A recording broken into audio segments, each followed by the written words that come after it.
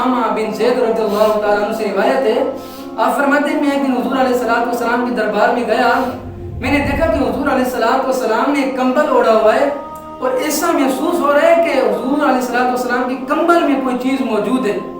جب میں اپنی مصروفیات سے فارغ ہوا میں نے کہا آقا، عرض کی میں نے فداک ابی و امی یا رسول اللہ، اے پیارے آقا میرے ماں باپ آپ پر قربان ہوں۔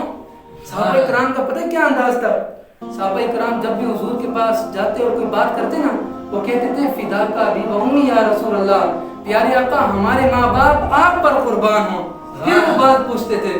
حضرت اسامہ بن زید نے کہا آقا میرے ماں باپ آپ پر قربان ہوں، یہ تو بتائیں کہ آپ کے کمبل کے اندر کیا ہے؟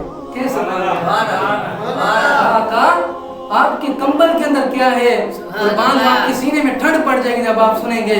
جب حضور علیہ السلام نے اپنا کمبل مبارک ہٹایا نا، اسامہ بن زید کہتے ہیں میں نے اپنی آنکھوں سے دیکھا حضور نے جیسے ہی کمبل ہٹایا، حضور کی دائیں جانب امام حسن بیٹھے ہوئے اور بائیں جانب امام حسین بیٹھے ہوئے۔ دیکھیں کتنی حضور محبت کرتے ہیں۔ دائیں جانب امام حسن بیٹھے ہوئے اور بائیں جانب امام حسین بیٹھے ہوئے، اور حضور علیہ السلام نے کمبل میں چھپایا ہوا ہے، اپنے سینے سے لگایا ہوا ہے۔ یہ شان ہے، یہ مقام ہے۔ اور حضور علیہ السلام نے اس وقت دعا مانگی، اللہم انی احبہما فاحبہما، فرمایا اللہ میں ان دونوں سے محبت کرتا ہوں، تو بھی ان سے محبت فرما۔ میں احبہما، فرمایا رب کائنات جو ان دونوں سے محبت کرے تو اس سے بھی محبت فرما۔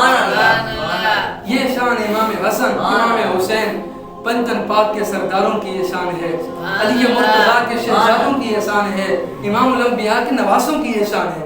افضل ہے کل جہاں سے گھرانہ حسین کا، کہہ دے سبحان اللہ۔